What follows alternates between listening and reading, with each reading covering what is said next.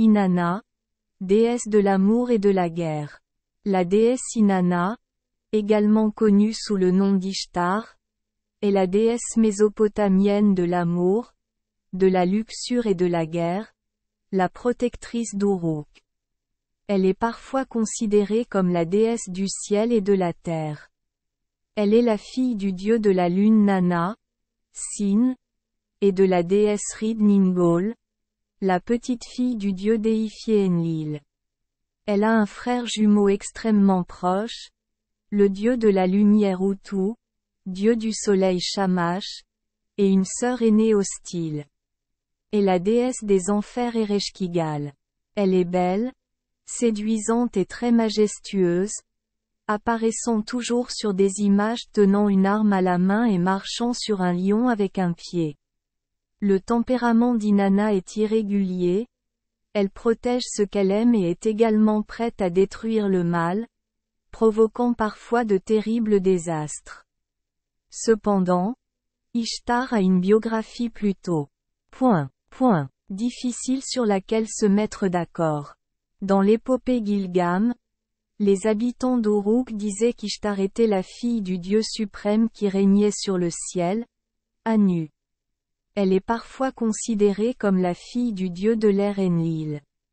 Le symbole d'Ishtar est l'étoile à 8 branches symbolisant l'étoile du matin et le lion symbolisant la force. Ishtar est décrit comme ayant une apparence extrêmement belle qui peut faire tomber n'importe qui amoureux, mais qui est également très féroce. Cette déesse porte toujours à la fois des bijoux et des armes. Ishtar est une déesse extrêmement amoureuse. Selon Gilgam, le nombre d'amants d'Ishtar est incommensurable. L'amour d'Ishtar est comme la conquête par la guerre. Ishtar aime le chant d'un rouge-gorge, mais ensuite lui brise les ailes et l'emprisonne. Ishtar aimait le courage du lion, puis le tua et l'écorcha. Ishtar aimait la force des chevaux de guerre, puis le scellait et lui infligeait des coups de fouet. Elle est également très narcissique. Lorsque Gilgam l'a rejetée, Ishtar a envoyé le taureau du ciel pour détruire le royaume de Gilgam. En raison de cette personnalité particulière, Ishtar s'est impliquée dans d'innombrables scandales. Le scandale, soit en tant que victime, soit en tant qu'auteur, suffit. Inanna était au départ pure et innocente, jusqu'à ce que la curiosité l'amène à demander des informations à son frère jumeau Utu. Utu a conduit Inanna en enfer pour manger la pomme de la connaissance. Dès lors, elle maîtrise toutes les aventures amoureuses de la vie et devient la déesse protectrice de la luxure. Cette histoire est-elle une métaphore d'Inanna et Utu ayant une relation incestueuse? Dès lors, elle sait aussi calculer et planifier. Une anecdote raconte l'histoire d'Inanna trompant le dieu Enki dans un tour douloureux. À cette époque, Inanna se rendit à Eridu pour rendre visite au dieu Enki. Elle a saoulé Enki puis, dans sa bonne humeur, Enki a donné à Inanna toutes les dignités d'un dieu, une divinité, une couronne, un trône céleste, des titres, la capacité d'aller en enfer, la capacité de créer des inondations, de faire l'amour. Compétence, intelligence et habileté. Il a ensuite ordonné aux soldats de ramener Inanna en toute sécurité sur le navire de guerre céleste. Lorsqu'il redevint sobre, Enki se plaignit d'avoir tout donné à la déesse et que son corps n'était pas perdu. Il envoya une armée de monstres pour chasser Inanna avant qu'elle n'atterrisse à Uruk, mais les monstres furent arrêtés par la servante Ninshubur. Inanna a apporté toute la dignité divine à la ville d'Uruk, surpassant en force la ville d'Eridu. Elle savait être jalouse d'une montagne. Le mont Ebi était si majestueux et magnifique qu'Inanna enviait sa beauté.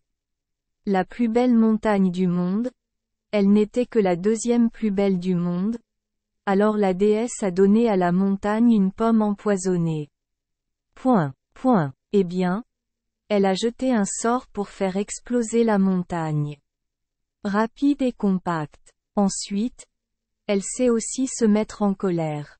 Le jardinier aveugle Shukailtiuda a profité de son endormissement sous un peuplier pour la violer. Inanna en colère a propagé la maladie à travers le monde et a transformé l'eau des rivières en sang. Puis elle a demandé à Dieu Enki la permission de voler et de chercher partout pour trouver le méchant. Inanna a surpris Shukailtiuda en train de se cacher, malgré ses supplications et l'a condamné à mort. Le mari d'Inanna était le dieu de l'agriculture du Muside. La légende raconte que lorsqu'elle fut majeure, son frère Utu l'emmena pour lui demander d'épouser l'un d'eux, le fermier Enkimdu et le berger du Muside. Au début, Inanna avait plus de sympathie pour le fermier, mais Utu aida du Muside à lui offrir des cadeaux plus précieux. Grâce à cela, Inanna a décidé d'épouser du Muside comme mari. L'anecdote la plus importante sur la déesse Inanna, Ishtar, est son voyage aux enfers pour usurper le contrôle des enfers à sa sœur, la déesse Ereshkigal. L'enfer a 7 portes. Pour y descendre, à chaque fois qu'elle franchit une porte, Inanna doit enlever quelque chose sur son corps. Au moment où elle franchit la 7e porte, elle était nue et avait perdu toutes ses forces. À cette époque, Inanna fut condamnée à mort par les 7 juges de l'enfer et son corps fut pendu à un pieu. Sans Inanna, le monde n'a plus d'amour ni d'inspiration sexuelle, et l'accouchement s'arrête. Après 3 jours et 3 nuits, les dieux étaient toujours indifférents car ils pensaient que le désastre était la faute d'Inanna. Dieu Enki était inquiet et envoya un messager pour forcer Ereshkigal à ressusciter Inanna et à la ramener sur terre. Cela semblait tragique. Le drame s'est terminé là. Mais malheureusement, Ereshkigal, rempli de haine, envoya un groupe de démons infernaux suivre Inanna dans le monde terrestre pour capturer une âme et retourner aux enfers à la place. Inanna, à son tour, sauva ses 3 serviteurs des griffes du mal, mais ne prit finalement pas la peine de sauver son mari. Dumuside non seulement n'a pas pleuré la mort d'Inanna, mais a également profité de l'occasion pour s'amuser avec la danseuse, provoquant des démangeaisons à Inanna, ordonnant aux démons de l'enfer de l'entraîner aux enfers.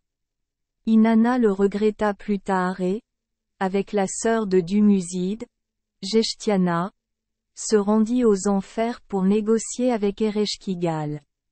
Un accord fut conclu selon lequel Dumuside ne vivrait que 6 mois dans le monde souterrain. Les 6 mois restants reviendraient dans le monde terrestre, mais pendant ce temps, sa sœur devrait prendre la place de Dumuside comme otage dans le monde souterrain. Gouvernement. Ishtar est également considérée comme une déesse de la miséricorde humaine. Quand Enlil tomba sur l'humanité, elle pleura, comme une femme enceinte en travail. Merci les enfants des Esperluette Croisillon 39.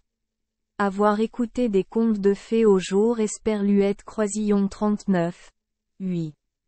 Espérons que les histoires apporteront aux enfants des moments heureux et significatifs.